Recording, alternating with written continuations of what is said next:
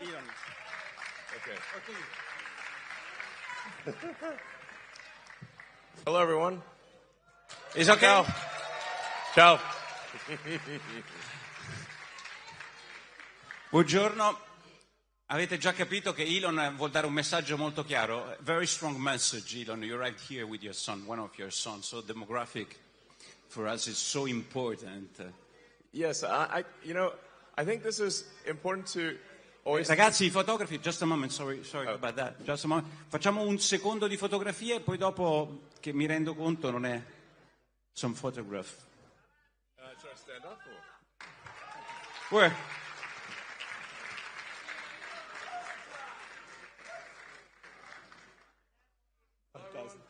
Fantastico.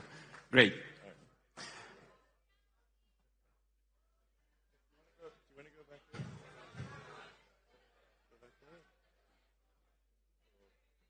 Va bene.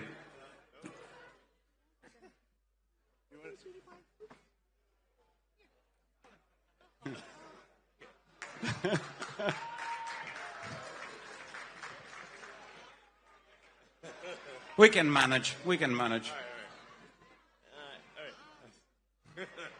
I'll see you soon. All right, great. Well, hey guys. Siamo a posto con le fotografie, così possiamo iniziare. All right. We are really excited because 12 hours. How long is the trip from Austin to here by plane? I think it's about 8 or 9 hours. Okay, so you're fresh like in the first morning. Yeah, exactly. So first question is about demography, and I spoke with you in the past about that, and I think it's very important for you, and you pointed on that a lot of your discussion and your purpose. Is it? Yeah, I think I really want to emphasize that it's important to have children and to create the new generation. And as simple as it sounds, if people do not have children, there is no new generation. So I very, very much strongly recommend that, I'm very much in favor of humanity expanding and creating a bright and exciting future for the world. And, but fundamental to the furtherance of human civilization is having humans.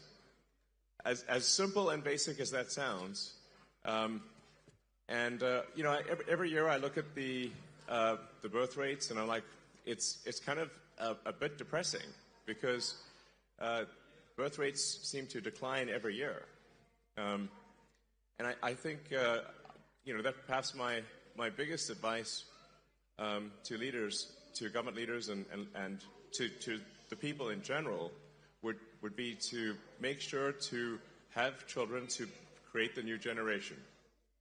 And I think any incentives that can be done to incent the new generation, to make it easier for women to have children and to support the children, I think would be very wise. This is so fundamental, and I really can't emphasize that enough. If you don't have a new generation, there is no new generation. Or with current birth rates, I think it may be the generations birth rate is maybe half of the replacement rate. And what that means is in 3 generations, the population will be roughly 1/10 of its current size. In 3 generations, maybe 4 generations, the population will be 1/10 of its current size. So I always want to emphasize this point because it is so basic and fundamental that if there's not at least a birth rate which is keeping population constant, then a people will disappear.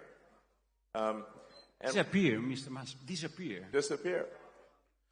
We have a lot of immigration. Somebody says that immigration is important for that reason.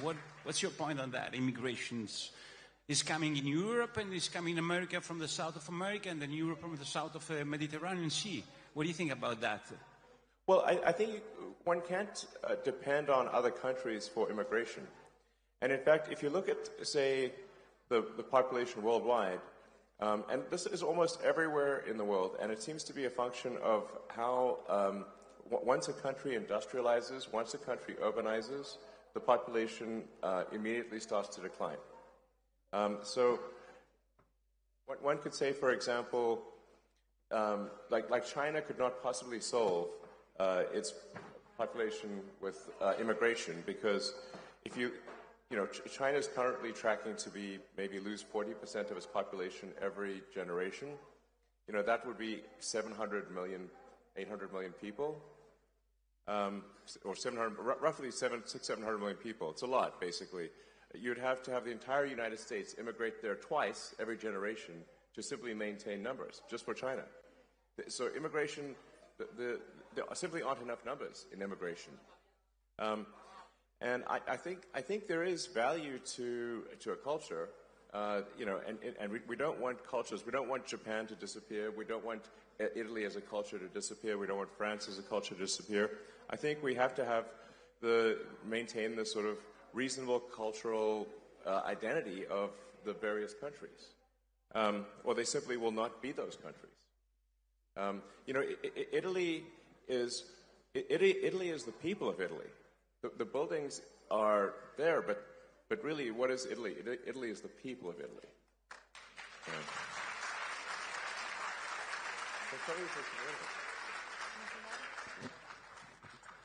So, I mean, I just think it's and I speak as someone who is very much an environmentalist, and I believe in having, you know, building a sustainable future for the world. I think that there are very few people who as an individual, who have done more than I have to help the environment with electric cars and solar and batteries to create a sustainable energy future, because we absolutely need a sustainable energy future. But there is an aspect of the environmental movement that I think has gone too far.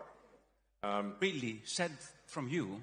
Yes. So, said from me, you know, I think I am objectively one of the world's leading environmentalists in terms of doing things. I would say so. Like, I'm an environmentalist who does things. I'm of action, not talk. I act. So I feel I can say, as an environmentalist, that the environmentalist movement has gone too far, and in that, if you, in the natural extension of the environmentalist movement, if you go too far, you start to look at humanity as a bad thing. You start to look at humanity as though we are a plague on the surface of the earth, as though humanity is a bad thing. And in fact, there are some people who think and say explicitly that, in fact, there was on the front page of the New York Times, there was a guy who said, there are 8 billion people on Earth, it would be better if there were none. Which is crazy. Definitely. So you told me a joke about that. You told me once a joke about the cows and the problem with the cows. You remember that? Oh, yeah, don't worry about the cows. The cows are fine. Cows are not going to destroy the environment. Cows are fine. Yeah. Yes. You know, we have a lot of laws, European laws against all the people who work with them. You know, it's a big issue for us because it seems a green issue, but it's a very industrial issue for us. Yeah, I think farming and cows do not have any meaningful effect on the environment. Yes, underline, please. Yes, objectively, this is true. So if you say, like, there's really only one thing that matters from an environmental standpoint for carbon, which is that we are taking billions, eventually trillions of tons of carbon from buried deep under the earth and transferring it to the atmosphere and oceans. That's actually really all that matters, is taking vast amounts of carbon from underground where it's buried and moving it into the atmosphere by burning it. And if you do that for long enough, eventually you will get climate change. Now, I think the climate change alarm is somewhat overblown in the short term. It's still a concern in the long term, but I think it's exaggerated in the short term. Great. Now, so I'm trying to thread the needle here between what, like what is pragmatic and what is sensible, what really matters and what doesn't matter. What really matters is that over the long term, over the course of the next several decades, that we gradually reduce how many millions and billions of tons of carbon that we move from underground and to the atmosphere, because we're running sort of a climate experiment that is dangerous. But I also don't think that I think of it as a fundamental civilizational risk. It's not going to destroy life on Earth. It's not going to destroy humanity, but it will create hardship if you change the climate over many decades. So right. I think my message is like, I think much more pragmatic and I think correct and sensible. And I don't think we should demonize oil and gas. I think we should say, look, that is obviously necessary in the short term and the medium term too, and it'll take several decades to become sustainable. So I think if we just, without getting too worried about it, seek to have a sustainable energy future gradually, then that's what will happen.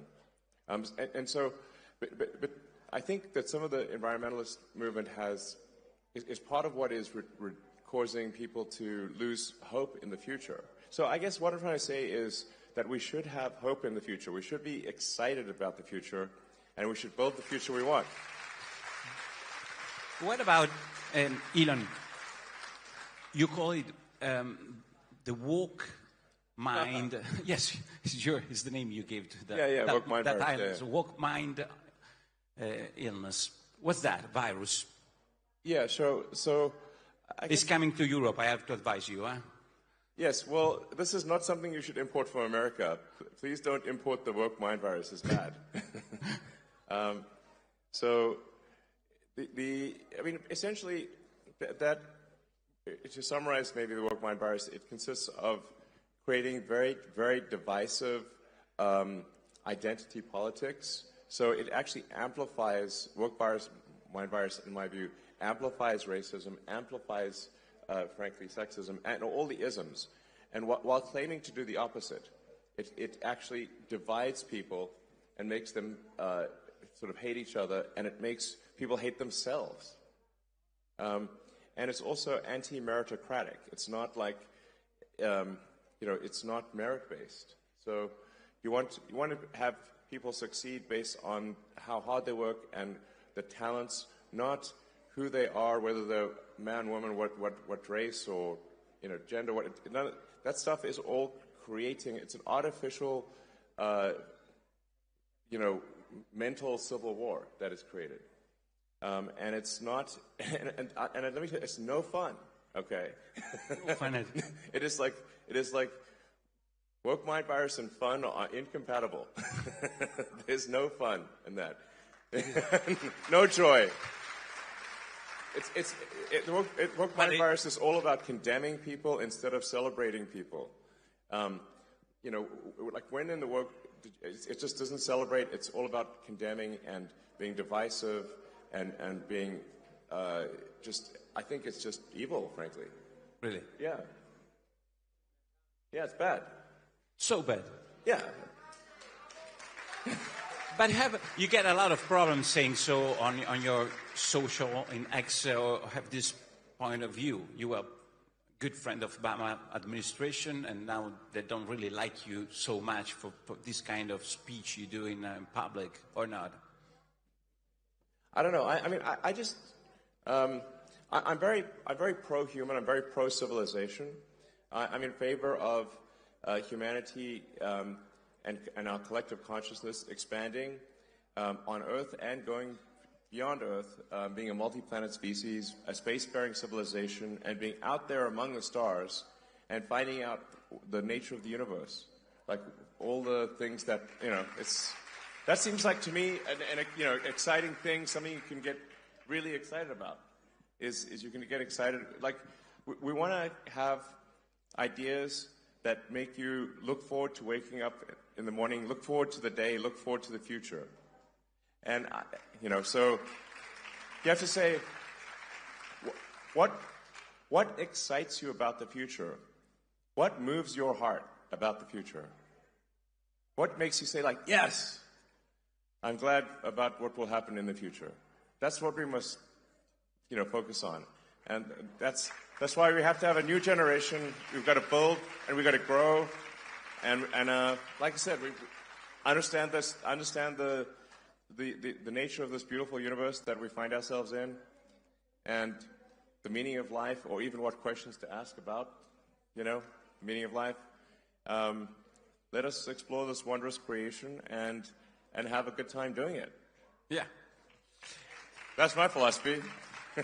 Let me go back for a little, because I want to ask you about your perception of Europe as a building, not as people. Because Europe do a lot of laws, want a lot of integration of cultures, different cultures, and has different approach to the immigration. We heard Meloni did a lot on that with Premier Rama, I see, in the first line of Albania. What do you think about this approach of Europe, approach as building, I would say, as an established building? Well, I should say, like, to be clear, on immigration overall, I'm very much in favor of legal immigration. I think that generally, I think one should welcome to a country anyone who is willing to work hard and is honest, has high integrity, and will add to any given country. If somebody is an asset to the country, why not have them join? That's sure. Obviously a great thing to do. So I think it's good actually to have an increase in legal immigration, and a simple legal with paper with just some approval process. Sure. But with the simple requirement that, look, if somebody is going to add to a country, like just really hardworking and high integrity, let them in. I think that's great. But if it's illegal immigration and there's no filter, well, how do you know who's coming in? You don't know. So you have to have some, basis for saying somebody should come in or not come in. And my argument is, like, it should be a very simple basis. Will they add to the country? Will they be a productive part of the economy? And do they admire the culture? Do they want to join because of the culture? Then that's great. But if there's no process for that, then you don't know. I think, at least some number of the people that come in will not be necessarily, and I want to be careful because my words will be misconstrued. Yeah. I'm not saying all illegal immigrants are bad. I think perhaps most of them are good. But there will be some, if there's no process for reviewing, not at all, then how can you say that everyone who is an illegal immigrant is going to be honest and hardworking? You can't say that because you simply don't know. So I want to be clear, top line, pro-immigration, but let's increase legal immigration, but we should stop illegal immigration. I think this is just logical. You have a lot of companies. So that's right. You can drink because I want to do the list of the companies. Yeah. You have 5-7 minutes to do that. I mean, I'm joking with SpaceX, Neuralink. So many X's. All the X's. Guess what my favorite letter is? Okay. X, I guess. It's a good place to invest Italy, and it's a good place to invest some of, not your money, but some investment from your company, of the American companies, of the, I would say, competitive companies in this place. What's your opinion? No, I think Italy is an incredible country, incredible culture. I love visiting. I love the Italian people. I think you guys are amazing. It's like, so, Italia. So I want, personally, I want the prosperity of Italy, and I want the prosperity of every country. I want the prosperity of humanity as a whole, and like I said, I want us to have an exciting future where we're fired up about what's going to happen and really excited. So, and I think, Italy is a great place to invest. It's a great, great country. But I do want to emphasize that that I do worry about the low birth rate. And you know, if a company is to invest in Italy, they're like, well, you have to say, like, will there be enough people to work there?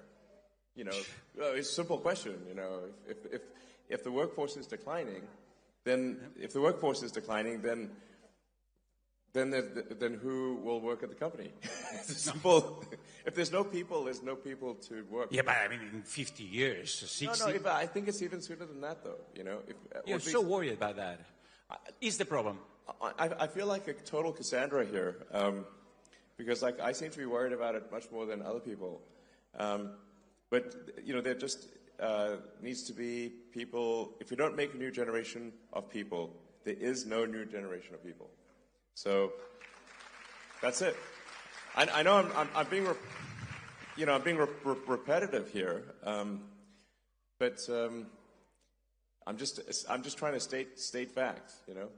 So yeah, so it's a good place to invest. I agree, it's a good place to invest, and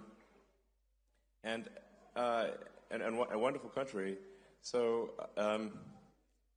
please make more Italians, is what I'm saying. You said once that the internet is the system, is the I write down your word, the nervous system of humanity. What's it? The internet, yes. You said once to me. And what's a long time ago, actually. Artificial intelligence for you? Sorry? Artificial intelligence. If that is the nervous system, artificial intelligence, use another metaphor. You asked me what do I think of artificial intelligence? Obviously. Well, you can think of artificial intelligence as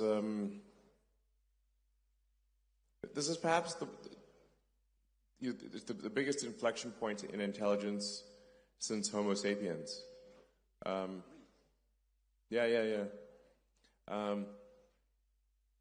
Artificial intelligence will be essentially a sort of a new species, or is a new species.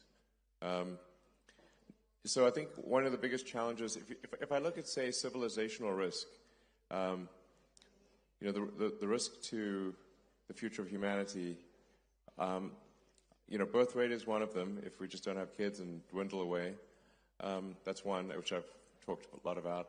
The other is, you know, there's always like potentially nuclear war, of course, that kind of thing.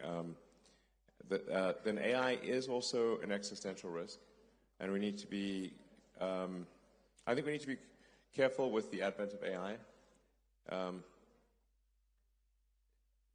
But it is very much, it's very much a double-edged sword. You can think of AI as kind of like the magic genie, you know, that like digital superintelligence will be capable of doing anything. Anything. Pretty much anything. But he doesn't have any consciousness. I'm wondering about that. I mean, there is a whole question of like, what is consciousness? In fact, so here's like, I've thought a lot about what is consciousness and where does consciousness arise? You know, to say like, because I think in terms of physics, you know,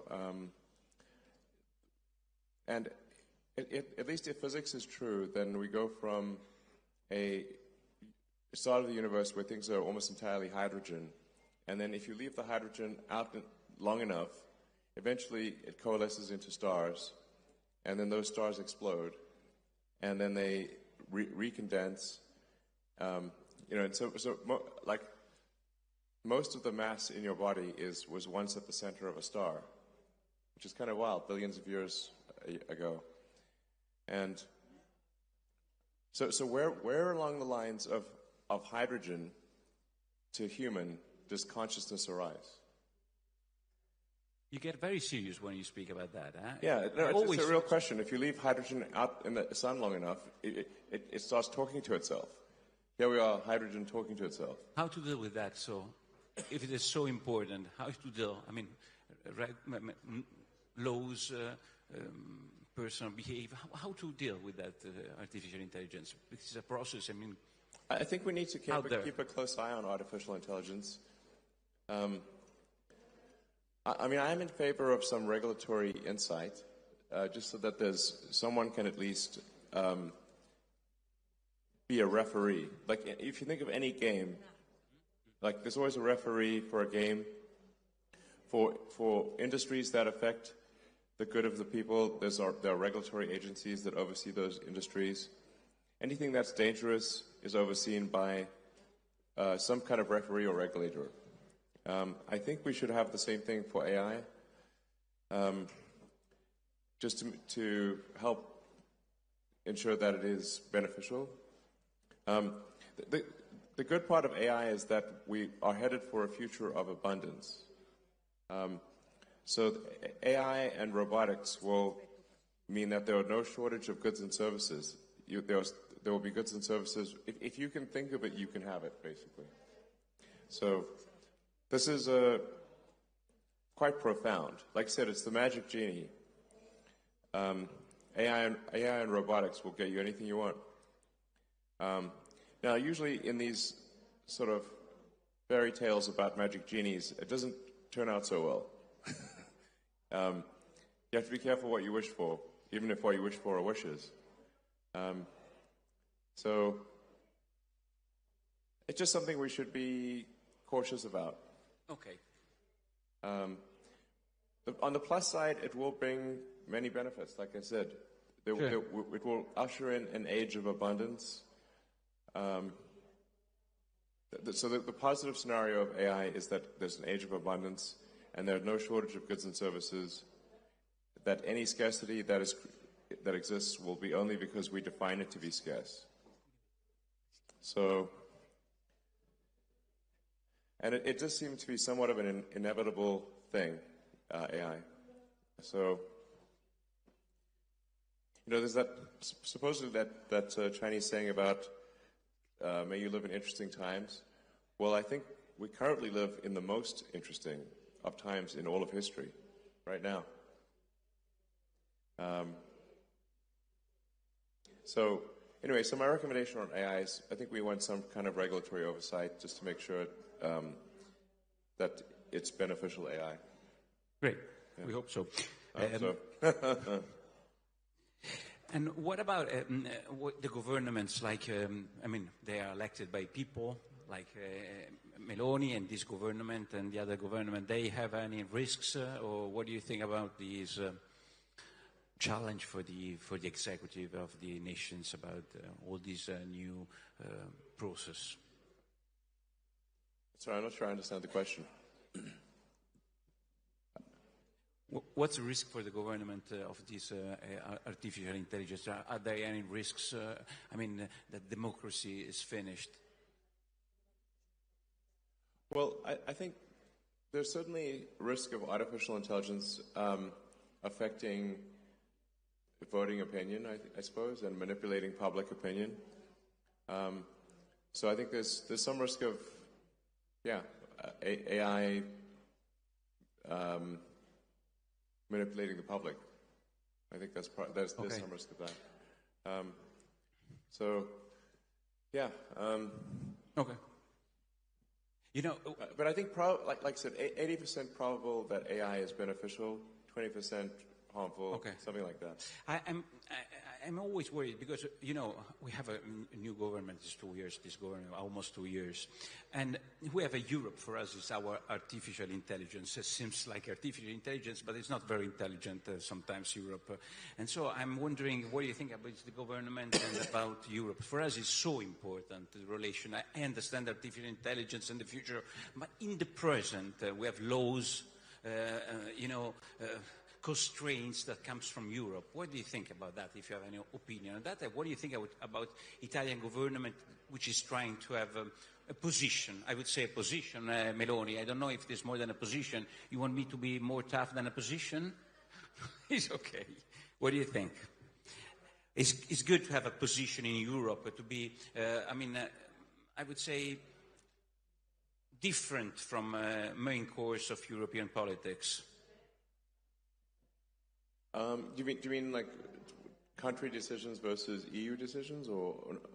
Decision about green, about the politics, immigration? Oh. There's a separate question of, I think regulations in Europe, there are too many regulations. In general, I'm not speaking about a specific case of AI. I think one could look at this as overall a fundamental function of a stable civilization. The longer that any given civilization is stable and does not have a big war, the more rules and regulations will accumulate over time. So rules, regulations, laws, they are immortal. They never die. But people die. So if every year more and more rules, regulations, and laws are added, you will eventually make everything illegal. And you can think of it sort of like Gulliver's Travels, where Gulliver, if the nation is Gulliver, is being tied down by one little regulatory string at a time. And eventually you have millions of strings, and then the giant can't move. And so I think there needs to be something where we delete rules, regulations, and laws, because if all we do is add them, eventually we will be able to do nothing. Okay. Shall I do some question about your companies? Because here there are all the young people, not only the young people from important Italian party, and most of them use the social network. They use X, and I saw in the past days that the CEO of Disney said, "I don't want to invest any advertising on X," and he's investing, for example, in the Meta, in the Instagram, and he said there are problems of, I don't know which kind of problem they find on X. In comparison. I want child exploitation on Instagram. What's going on? Why an important investor like Disney says something so tough on X? What's going on there? Well, I think first of all, I think X will be fine. And we are actually already seeing advertisers return to X. So I guess they were, I don't know, upset with something I said or something, I don't know. But they, advertisers, I think, the brand advertisers are a little, they're always worried about their brand. And, maybe a bit more than they should be. But I think it's a short-term issue. Like I said, the advertisers, they sometimes get upset, but then they usually calm down and they return to advertising. So, come on, you know that there is the woke virus over there. Well, oh yes, I have to say so. I don't want to answer for you. Yeah, no, you're right. If we're going to fight the woke mind virus, then the woke mind virus will fight back. And unfortunately, Disney is deeply infected with the woke mind virus. In fact, if you ask an AI what is the most woke company on earth, it's Disney. Really?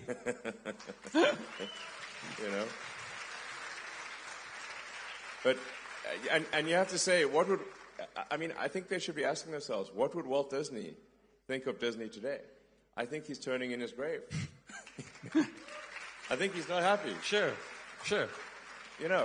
If the namesake of the company is not happy, that's probably a bad sign, Because Walt Disney, what did he care about? He cared about bringing joy to people's lives.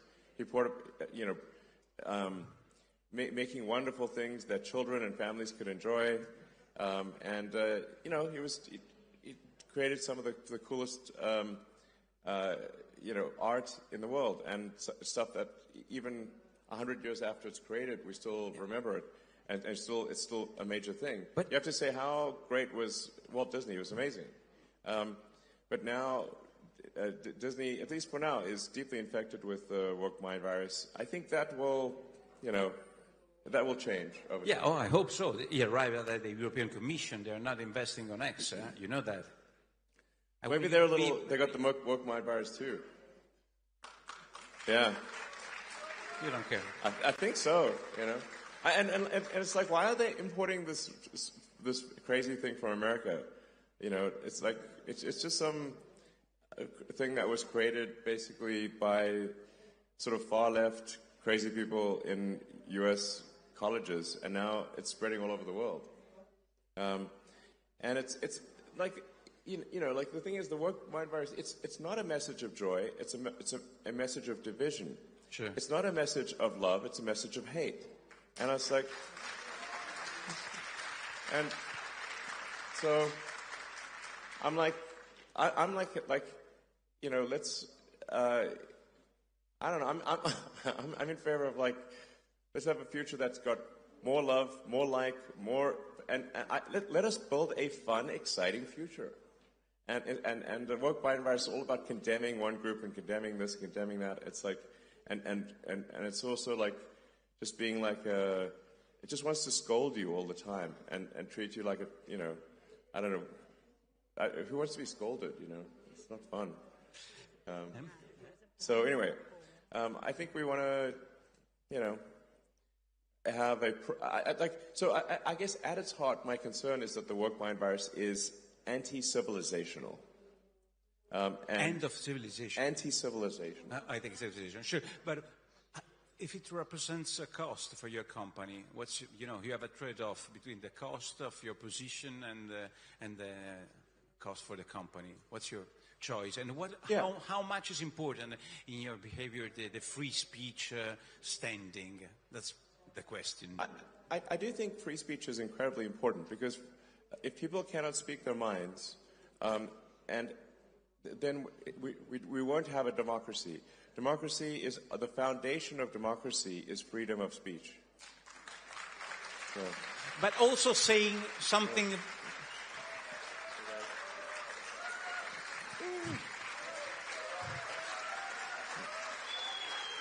So Andrea Stroppa is laughing at that because he knows that it's so important for you. But tell me more about the free speech, because here is very important. A person here couldn't speak for a lot of people because they were considered mavericks and worse than that. Free speech for everybody is important, not just for the person who say the right things. It's correct. Exactly.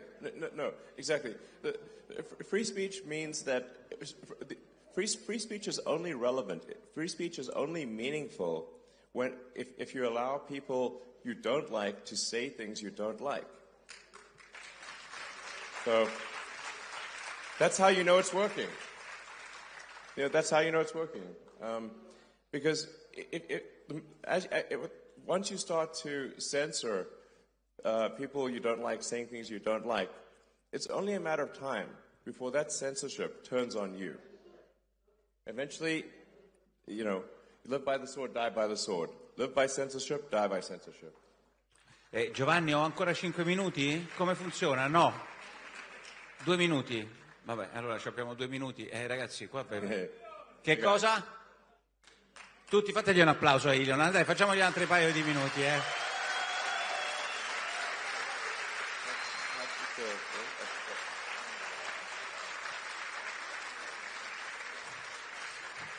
Elon, why? Allora, you spoke about free speech. You bought Twitter for the free speech.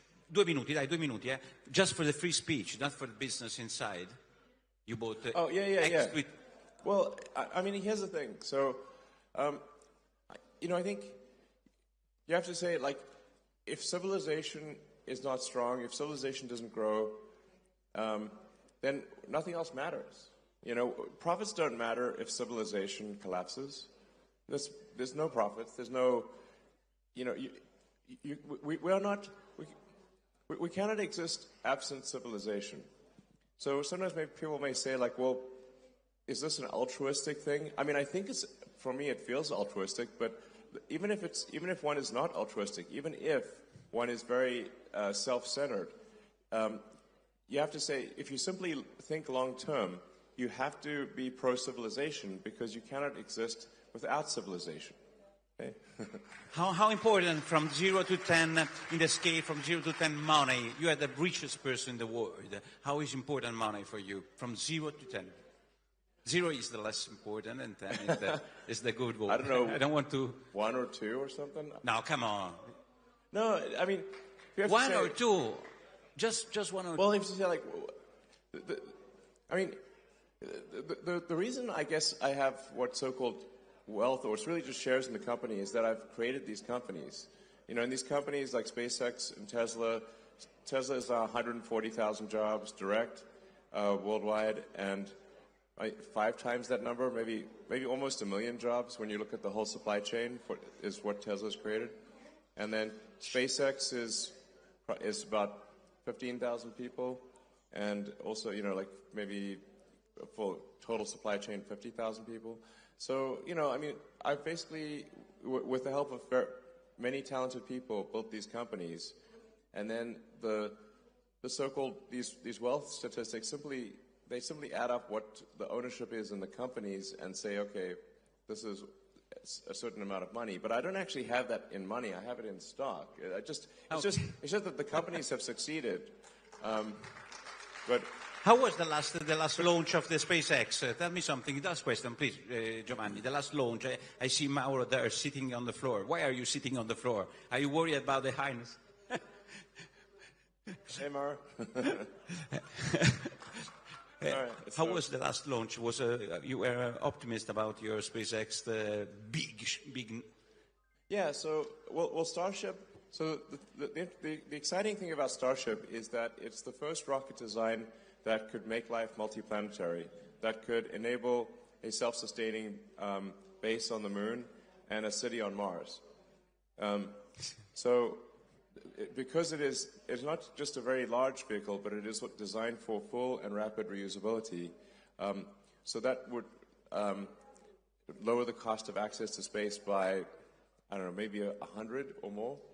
And so, basically, it's the first rocket that is capable of building a base on Mars and a base on the moon. Yes, that's it. Yeah. So, you know, there's the great Italian physicist Enrico Fermi. I'm a big admirer of Fermi, and he was very good at asking profound questions. And one of his questions, which is called the Fermi paradox, is where are the aliens? And one of the explanations is that, and perhaps I think the one that I think appears to be most accurate, is that consciousness is extremely rare. That people often ask me, do I know about aliens or something like that? You know, I get asked that a lot. And the crazy thing is that I've seen no evidence of aliens whatsoever. This means that I think most likely, at least in this part of the galaxy, we are the only consciousness that exists. And so you can think of human consciousness really as like a tiny candle in a vast darkness. And we must do everything we can to ensure that the candle does not go out. Yes. Great. We can finish with that. Elon. Yeah. Okay? We can finish with this. Oh, and so it's worth reading about the Fermi paradox, and because people have thought very hard about this, because one of the things is like, well, maybe there are these great filters, and these civilizations don't pass these filters. One of the filters is, do we become a multi-planet species or not? If we do not become a multi-planet species, then eventually, at some point, something will happen to the planet. Either it will be man-made, or it will be something natural, like a meteor, like whatever killed the dinosaurs, for example. So, and then eventually the sun will actually expand and will destroy all life on Earth.